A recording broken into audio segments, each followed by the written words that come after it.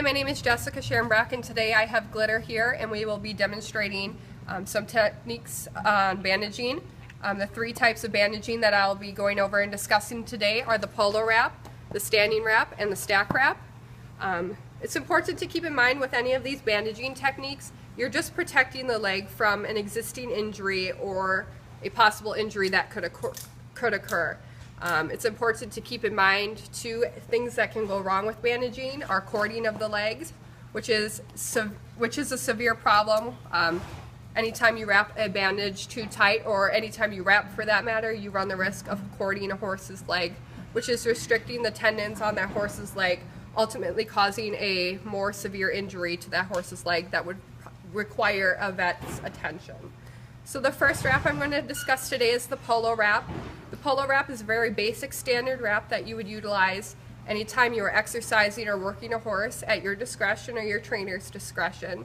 This polo bandage will protect the horse's forelimbs or hind limbs depending on your horse while in travel. Oftentimes horses strike the inside of their legs, and that could cause injury to their legs, so we want to protect that while we're riding. So I have prepared a polo wrap. It is wrapped correctly so that I can apply it with ease.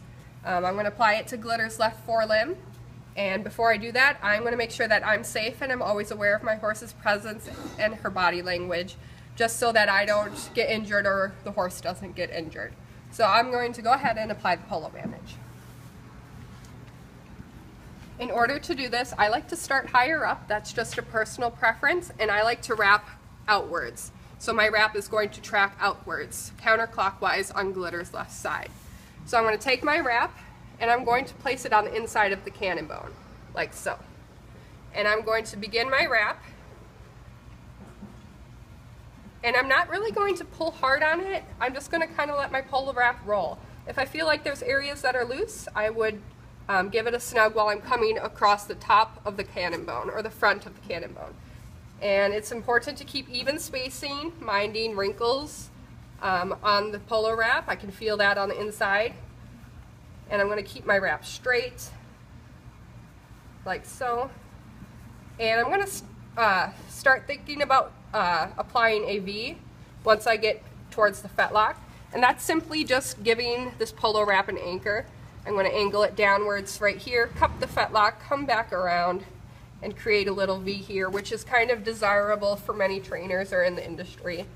That just kind of not supports that fetlock, but cups it while applying that polo bandage. And I'm going to work my way back up, making even spaces.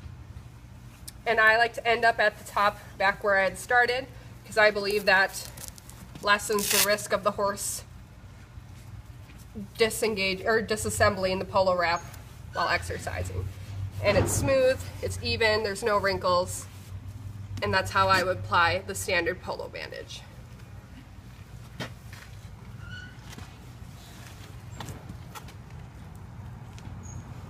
Now in order to take this polo bandage off, I'm not going to waste any time. I'm just going to undo it like so. Get it off the horse's leg, out of the horse's way, so we lessen the risk of the horse getting tangled up in it.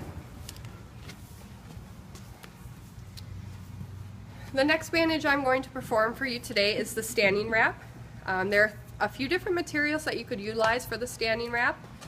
You have the pillow, which is a big fluffy thick bandage. Very good, lessens the chance of cording depending how you wrap it. It's very thick, it's cushiony. You also have your no-bows, which are my personal preference. No-bows have foam on the inside. They're maneuverable. I think they're easy to use because there's less material in my hand. They're lightweight. Those are my preference. However, they can run the risk of a higher risk of cording the horse because they are a little thinner. And then last you have your quilt bandage, which is similar to the pillow, but it's more like a quilt form, which I'll be using to demonstrate the standing wrap today. It's all a personal preference on what you use, but because I will use the pillow wrap or the quilt wrap for my standing bandage, I'm going to start with the quilt wrap for my standing wrap. So this would be your first layer of your wrap. Another material you can utilize over that wrap would be the knit bandage, which is just a knit material. And then you can also use the track bandage, which is a little stretchy and is my personal preference, which I will be utilizing today. So much like the polo wrap, I'm going to use this wrap in the same direction and same concept in that way. I'm going to place my track bandage here so it's ready for me when I do so.